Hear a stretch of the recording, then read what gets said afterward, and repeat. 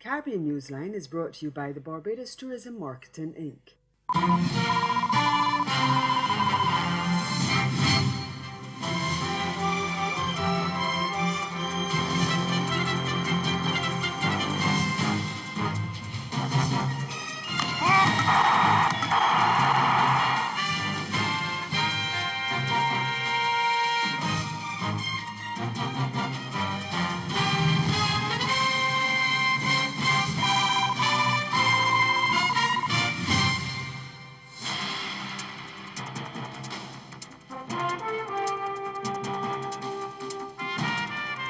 The Guyana government awaits a New Year ruling on a controversial no-confidence vote. Our top story in Caribbean Newsline for Monday, December 31st. From the CMC News Center in Bridgetown, I'm Dawn Paris. Good evening.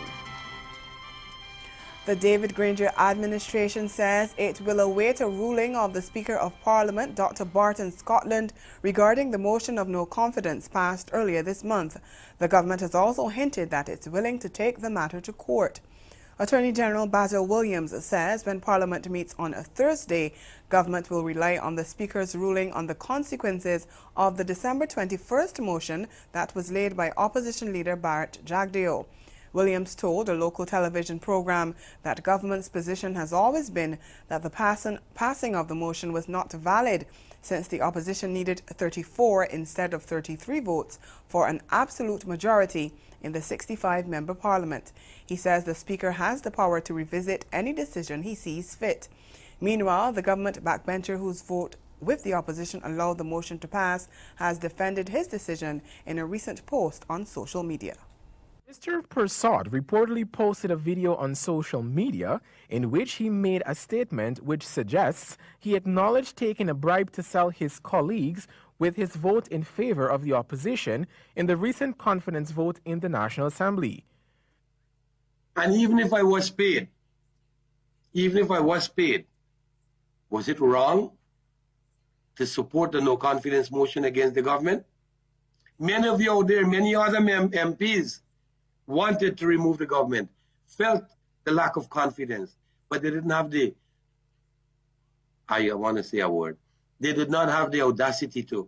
The PNCR says there is no doubt that this act in Parliament is an act of betrayal first and foremost to the hundreds of thousands of Guyanese from all social backgrounds who on May 11, 2015, took the country back by voting to end 23 years of rampant PPP corruption, arrogance, discrimination, and bad governance. Staying in Guyana, the opposition People's Progressive Party says it will continue talks this week on selecting a presidential candidate to contest the general elections triggered by the no-confidence vote. The PPP had previously said it would name a candidate before the end of this year, but no decision was made when the party's Central Executive Committee met last week. We get more in this report from HGP Nightly News. The number of candidates in the running for the top spot in the party is still to be known, but already several former ministers in the PPP government have been listed as potential contenders. We're looking to complete this long before the end of January, given the timeline for elections. As you know, the elections have to be held in March, and if you take away a month for nomination day, then we're in mid-February. We have to be able to submit our candidates, a list of candidates for the elections. So we have to complete the process long before that. Jagdeo stayed clear of naming a favored candidate. My choice, I will put an X, and it would go in the ballot box. The essential question, have you made up your mind who you will vote for? Not necessarily. In a way, I have, I'm inclined to someone, but presentations would be made. So who knows, I may change my mind. St. Vincent and the Grenadines Prime Minister Dr. Ralph Gonsalves is calling for a CARICOM response to the move by the European Union regarding the establishment of international businesses in the region. The EU is insisting on countries repealing legislation that it considers harmful tax practices. Last week, Grenada did so. But during debate on the International Business Companies Amendment Bill in his country's parliament, Gonzalez described this as extraterritorial legislation by the EU.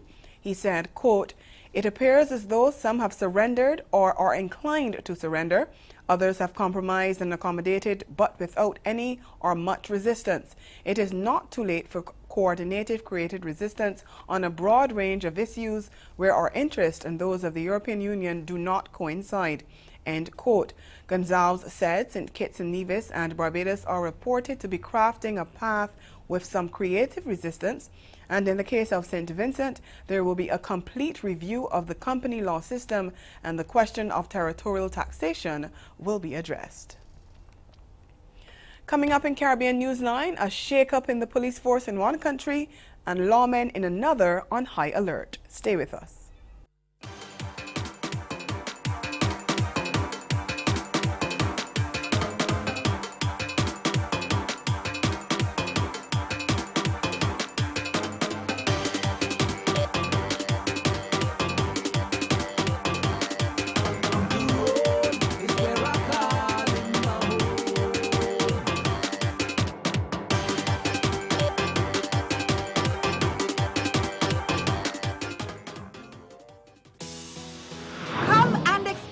Exceptional fun, meet amazing people, enjoy fantastic food, and rock the nights away to world-class music at the 23rd Annual St. Kitts Music Festival. 3 nights of musical entertainment from the 27th to the 29th of June 2019. Book now and save the date. For more information, log on to stkittsmusicfestival.net. St. Kitts Music Festival, an experience like no other.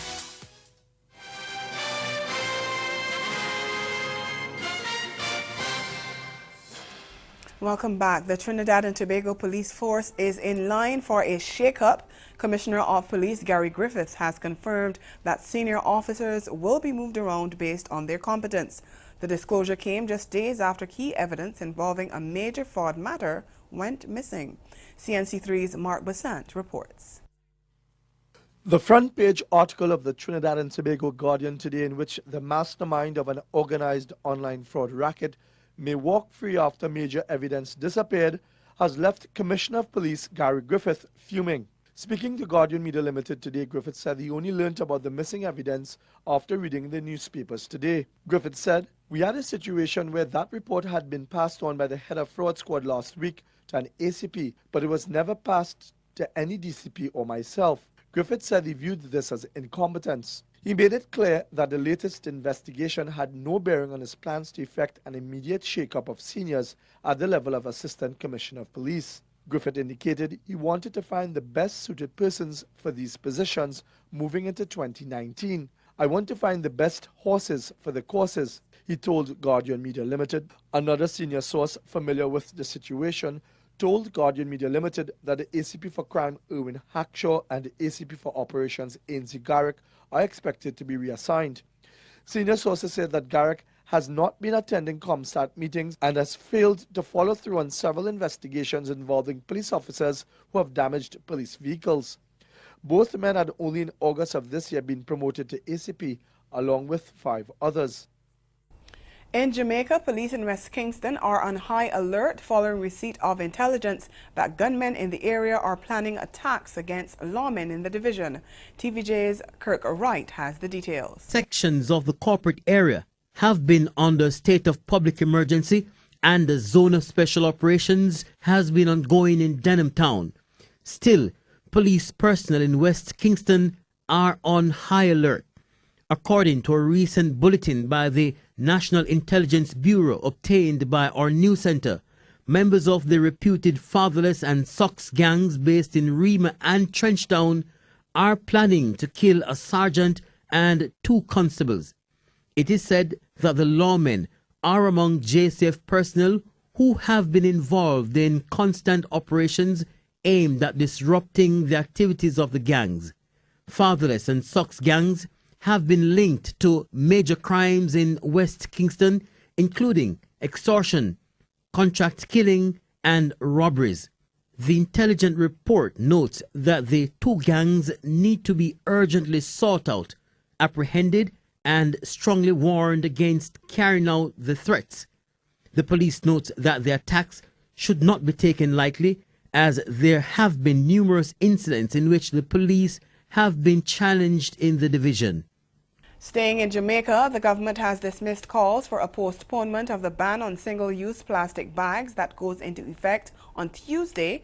The main opposition People's National Party had called for the postponement, urging the government to move expeditiously to an island-wide public education campaign to sensitize the public ahead of the move. Shadow Minister on Land and the Environment, Senator Sophia Fraser-Binns, says while the opposition supports the ban and believes it's a major step toward protecting the environment, it must be approached with much more seriousness. In a message posted on Twitter on Sunday, Prime Minister Andrew Holness said the ban would go into effect as planned. Then on Monday, he posted a photo of stakeholders meeting on the matter. Ahead in Newsline Sport, Jamaica Scorpions told to shape up or ship out. The details after the break.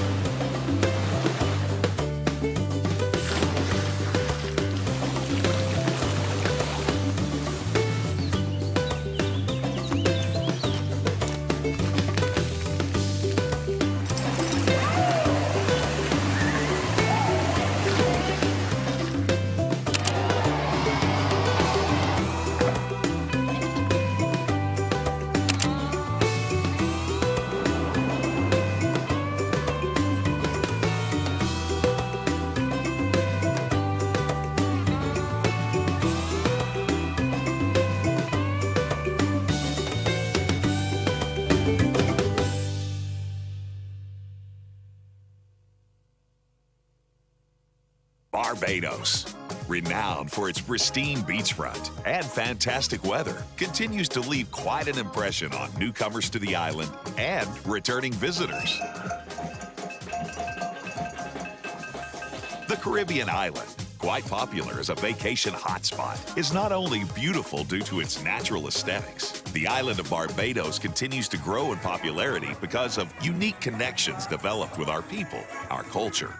We can't wait to welcome you.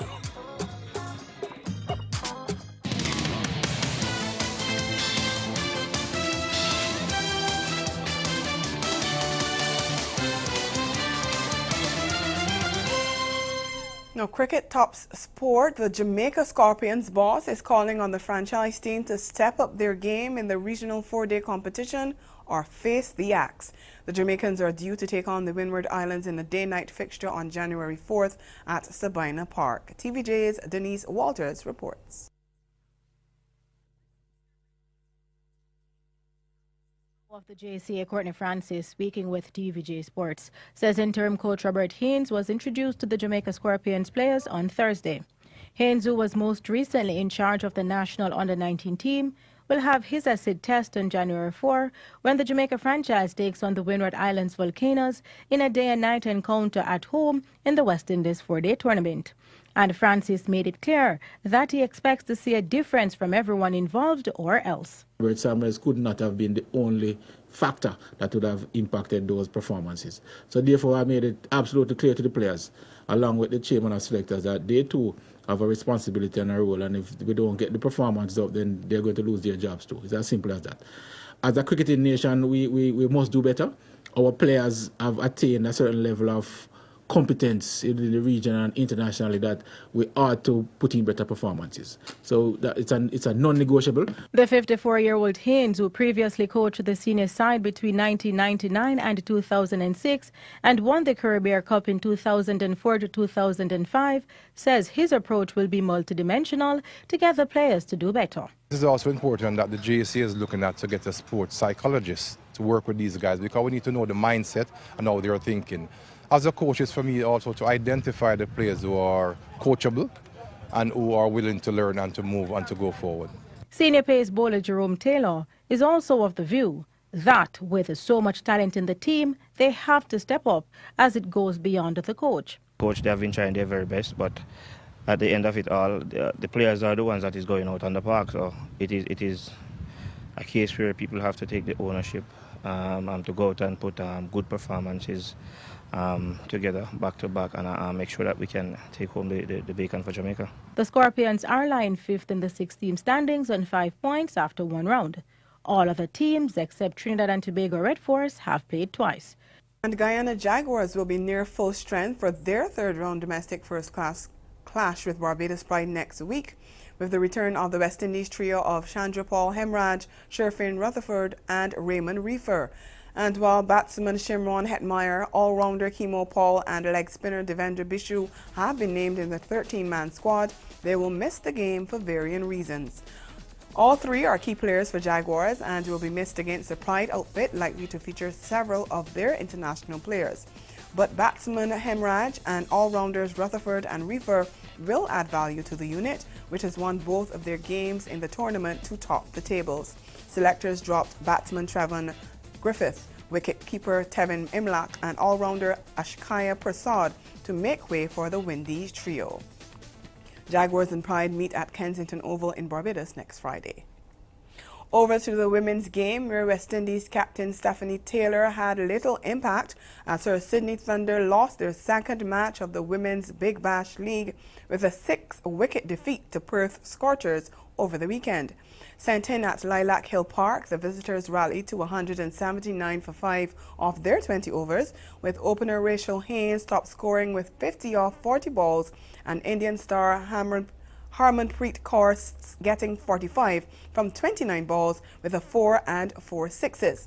In reply, Scorchers raced to their target with a ball to spare, courtesy half-centuries from captain Meg Lanning, who scored 76, and Elise Villani, who was not out on 66. The pair made 93 off 56 balls. It was Villani who saw her side home, however, adding a further 46 for the second wicket with Amy Jones, before helping garner the 6 runs required off the final over, bowled by off-spinner Taylor. Thunder lies second in the 8-team standings on 12 points, 2 points behind crosstown rivals Sydney Sixers. And that's sports. We'll be right back.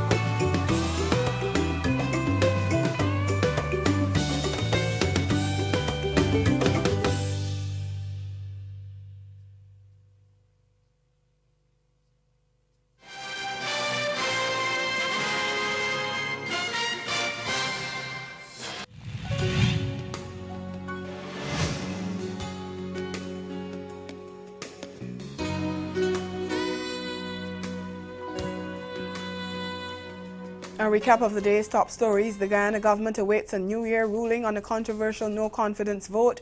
And in sport, the Jamaica Scorpions boss is calling on the franchise team to step up their game in the regional 4-day tournament or face the axe.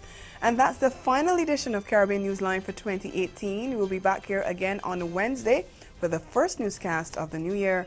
From the entire team at CMC News, thank you for being with us this year and all our wishes for a blessed and prosperous 2019. Good night.